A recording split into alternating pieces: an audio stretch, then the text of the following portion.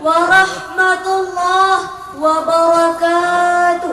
Waalaikumsalam warahmatullahi wabarakatuh. Alhamdulillah, alhamdulillahilladzi ja'ala fi amwalin aghniya haqqan lis-sa'ili wal mahrum. Wassalatu wassalamu ala sayyidina Muhammadin khairil umara wa ala alihi wa ashabihi allazina bazzalu amwalahum lillah fastawjabul jazaa'al awfa. Amma ba'd. Kusenandungkan kata-kata lewat lisan yang sederhana, kurangkaikan dia dalam sajak Rabbana. Segala puji kupanjatkan kepadamu, ya ilahi Rabbi. Salawat beriring salam, marilah sama-sama kita sanjungkan kepada seorang pemuda yang bertitel Habibullah, yang berpangkat Rasulullah. Beliau adalah baginda Nabi besar Muhammad sallallahu alaihi wasallam, yang kami muliakan kepada walidi selaku pimpinan YPI Darus Saadah Aceh Asjadi Gelempang Payung, dan yang kami muliakan kepada seluruh dewan guru, baik yang mengajar siang maupun malam, dan yang kami muliakan kepada hadirin dan hadirat yang dirahmati Allah. Tidak saya perpanjangkan lagi mukaddimah, izinkan saya memaparkan sebuah syarahan singkat yang berorientasikan remaja dan pemuda sebagai generasi penerus bangsa. Hadirin rahimakumullah, masa muda merupakan masa yang penuh dengan harapan, penuh dengan cita-cita, dan penuh dengan romantika kehidupan.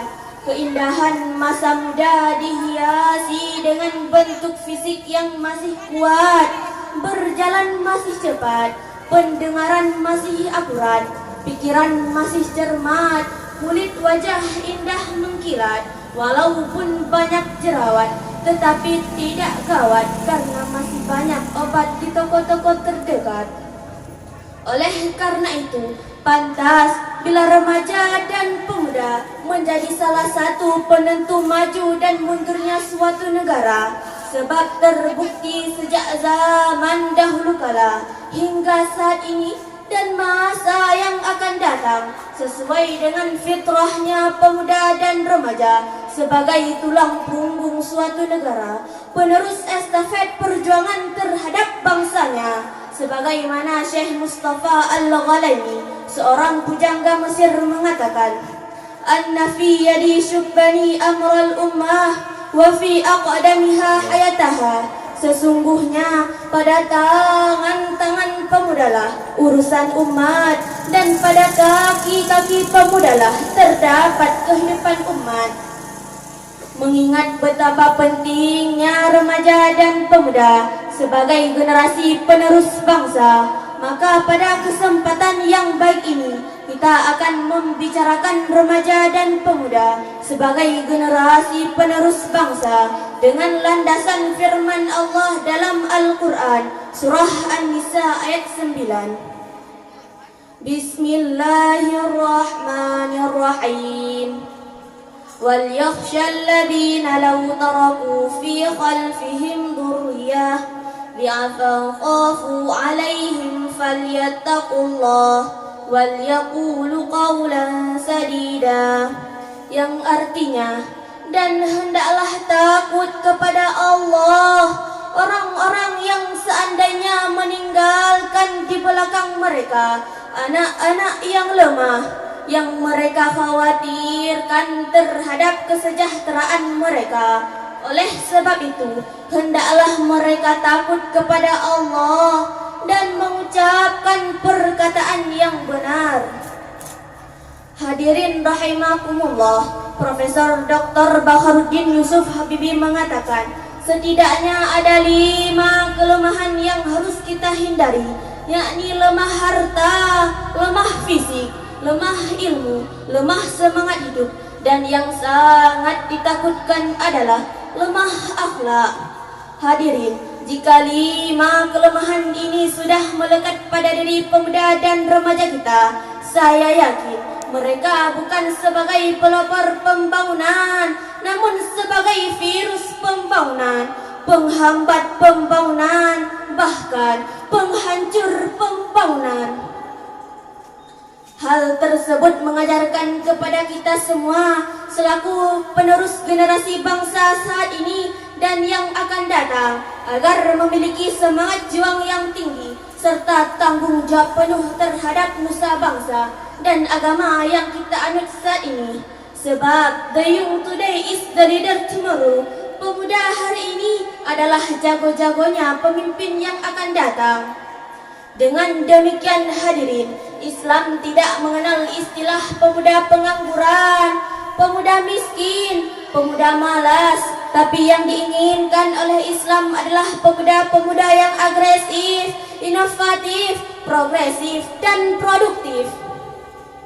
Maka dapat kita fahami apabila kita giat bekerja, rajin berusaha, dan gemar beramal, artinya menuju masa depan yang cerah menjanjikan. Namun jika remaja dan pemuda malas bekerja, enggan berusaha, dan tidak mau beramal, artinya menuju masa depan yang suram dan mengenaskan.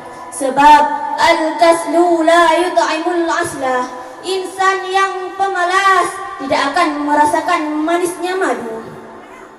Sebagaimana contoh bagi remaja dan pemuda, mari kita renungkan firman Allah dalam Al-Quran, surah Al-Kahfi ayat 13. Bismillahirrahmanirrahim. Nahnu naqussu naba'ahum bilhaq, innahum fityatun amanu birabbihim wazidnahum huda. Yang artinya, kami kisahkan kepadamu Muhammad cerita ini dengan benar. Sesungguhnya mereka adalah pemuda-pemuda yang beriman kepada Tuhan mereka, dan kami tambah pula bagi mereka petunjuk. Hadirin, ayat tersebut merupakan khabariyah ilahiyah, suatu berita dari Allah. Isi beritanya adalah tentang pemuda Ashabul Kahfi. Ashabul Kahfi dapat kita jadikan uswah, terutama bagi remaja dan pemuda.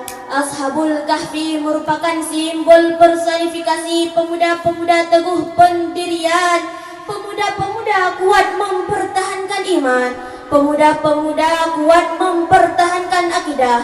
Mereka lebih baik mati berkalang tanah daripada mati bercermin bangkai. Dari pidato di atas dapatlah kita ambil kesimpulan. Sebagai remaja dan pemuda, selaku generasi penerus bangsa, mari kita sisihkan tangan, langkahkan kaki ke depan, bekerja, bekerja, dan bekerja. Jika sikap ini yang diaplikasikan oleh para remaja dan pemuda, maka Allah akan menjamin keberkahan bagi bangsa kita tercinta ini.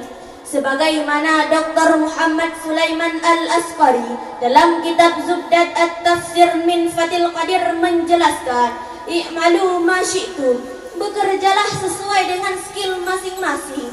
Setidaknya ada 5 olah yang harus kita kerjakan, yakni olah rasa agar iman melekat, olah rasio agar ilmu meningkat, olah raga agar badan sehat, olah usaha agar ekonomi meningkat, dan yang terakhir, olah kinerja agar produktivitas meningkat. Hadirin, jika 5 potensi ini sudah melekat pada diri pemuda dan remaja kita, maka generasi penerus bangsa dapat melanjutkan estafet perjuangan dan meraih prestasi gemilang pada masa yang akan datang. Amin amin ya rabbal alamin.